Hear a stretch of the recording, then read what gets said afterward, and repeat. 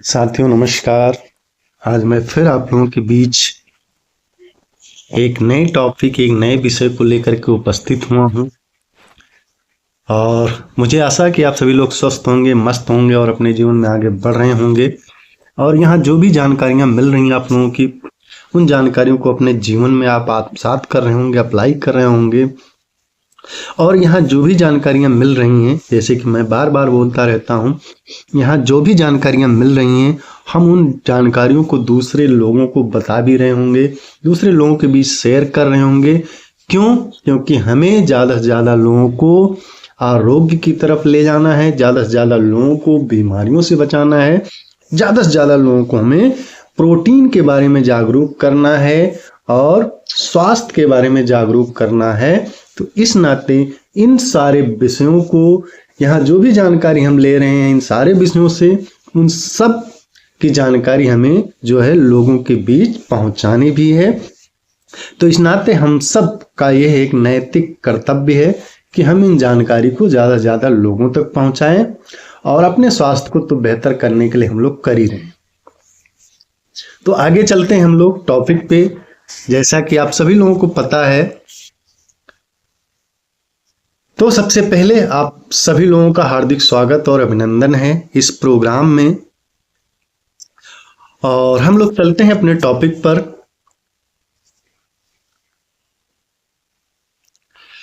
तो साथियों, जैसा आप सभी लोगों को पता है कि इस समय जो भी टॉपिक हम लोगों के हो रहे हैं, जो टॉपिक चल रहे हैं, वो प्रोटीन को लेकर के ही चल रहा है। चूंकि पूरा ये हमने करीब 10-12 वीडियो जो बात करी है वो प्रोटीन को लेकर के ही बात करी है, प्रोटीन की ज़रूरतों को लेकर के बात करी है।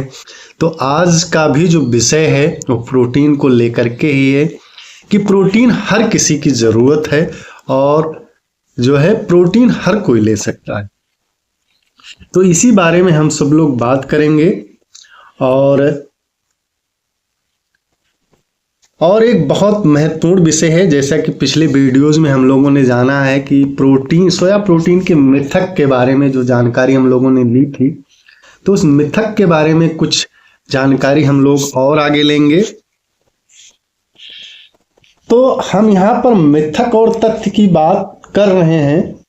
तो पीछे की स्लाइड में जो हमने अध्ययन देखा था, इस स्लाइड में, पीछे की स्लाइड में जो हमने अध्ययन देखा था, वो सारे अध्ययन जो किए गए थे वो जानवरों पर किए गए थे। और इन अध्ययनों में जो आइसोफ्लेवान की क्वांटिटी है, यानी जो आइसोफ्लेवान की क्वांटिटी है इसमें, वो आप कह सकते हैं जानवरों पर प्रयोग की गई। यानी चूंकि यह सारा अध्ययन जानवरों का था, तो आइसोफ्लेवान की जो क्वांटिटी की प्रयोग की गई है वह मनुष्यों के कंजप्शन से कई गुना ज्यादा है। क्योंकि जाहिर सी बात है कि जानवरों पे कोई भी अध्ययन किया जाता है तो जानवरों में उसका कंजप्शन बहुत ज्यादा होता है, तो ये मनुष्यों के कंजप्शन से बहुत ज्यादा है। इसलिए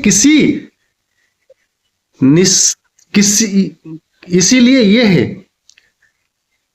कंक्लूड करना कि जो जानवरों में रिजल्ट आया है वही मनुष्यों में रिजल्ट आएगा, ये बिल्कुल गलत अवधारणा है।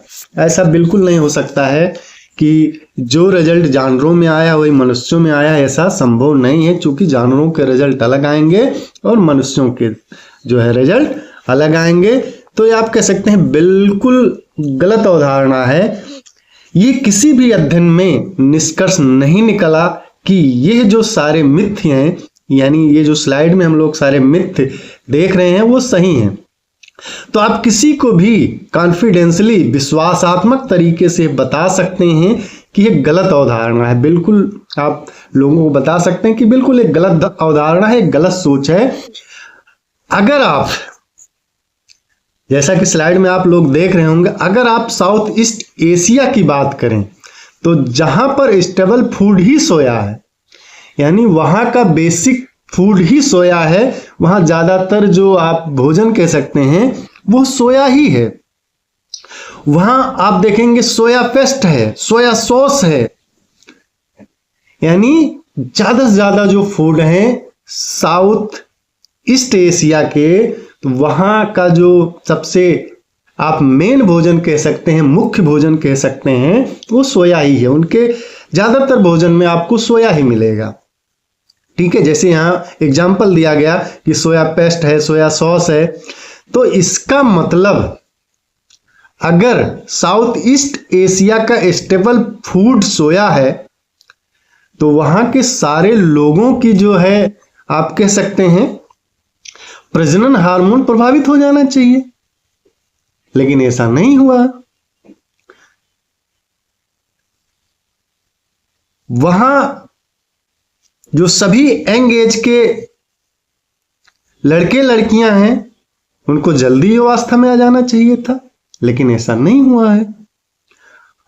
और वहां के सभी लोगों को थायराइड हो जाना चाहिए था, थायराइड की समस्या हो जानी चाहिए थी,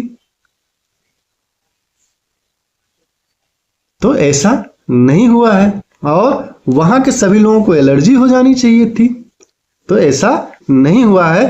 तो कहीं ना कहीं अब आप ये समझ सकते हैं कि सोया का इन सारी चीजों पर कोई गलत प्रभाव नहीं पड़ता है।